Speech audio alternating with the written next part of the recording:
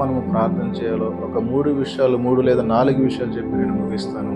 మొట్టమొదటిగా మన బిడ్డల నిమిత్తం దేని గురించి ప్రార్థన చేయాలంటే వారి యొక్క రక్షణ కొరకు మనం ప్రార్థించాలి. వారి యొక్క సాల్వేషన్ కొరకు మనము ప్రార్థించాలి.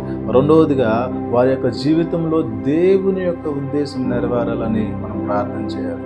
తల్లిదండ్రులుగా మనకు కొన్ని ఉద్దేశాలు ఉంటాయి, తల్లిదండ్రులుగా మనకు కొన్ని ఆలోచనలు ఉంటాయి, తల్లిదండ్రులుగా మనకు కొన్ని కోరికలు ఉంటాయి.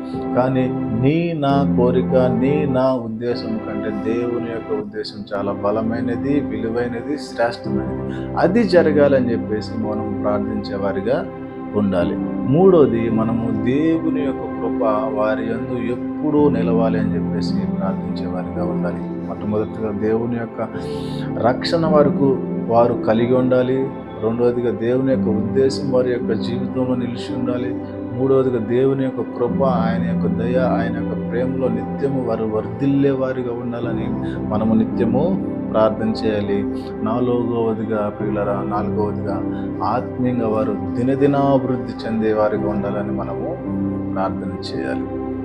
ఈ విధంగా మనము ప్రతి దినము వారి కొరకు ప్రార్థించే వారిగా ఉన్నట్లయితే దేవుడు వారికి ఒక మంచి భవిష్యత్తును అనుగ్రహిస్తాడని తెలియజేస్తున్నాను. ఉన్నతమైన భవిష్యత్తును అనుగ్రహిస్తాడు. దీని అంతటికీ పునాది వేయవలసింది ఎవరో తెలుసా? ఒక తల్లిగా, ఒక తండ్రిగా, ఒక తాతగా, ఒక మామగా నువ్వేం చేయాలి తెలుసా? వారి గురించి ప్రార్థన అనే పునాది వేకువ జామునే లేచి నీవు వేయాలి.